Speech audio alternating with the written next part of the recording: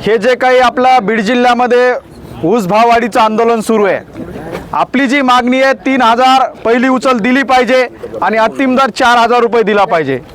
आपल्या ज्या काही कारखानदारासोबत 1-2 बैठका झाल्या, तिसऱ्या बैठकीमध्ये आंदोलन आपलं यशस्वी होण्याच्या दिशेने आपण पुढे एक पाऊल चाललेलो आहेत। आता 2400, 2500, 2600 आणि आता NSL शुगर 2700 पर्यंत या ठिकाणी आलेला आहे। आपल्याला जो काही 3,000 दर घ्यायचा आहे, तर याच्यासाठी आपल्याला आणखी लढावं लागणार आहे। युवा शेतकरी संघर्ष समिती त्या दिशेने लढत आहे।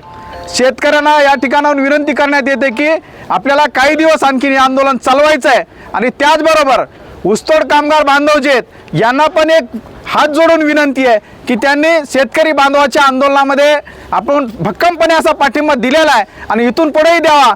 हे आंदोलन जोपर्यंत यशस्वी होत नाही तोपर्यंत कोयता बंद आपला बंदच राहणार आहे आणि तो बंदच ठेवण्यात यावा।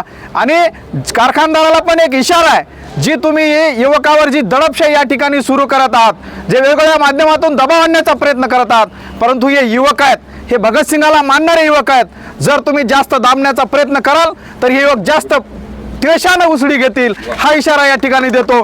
आणि जोपर्यंत तुम्ही 3,000 भाव देणार नाही तोपर्यंत हे आंदोलन सुरूच राहणार आहे, असं मी या ठिकाणी म्हणतो। कारखानदारांनी उद्या पण चर्चेला आपल्याला बोलवलेलं आहे। उद्या चांगला तोडगा निघेल अशी अपेक्षा आपण या ठिकाणी करूया आणि थांबतो।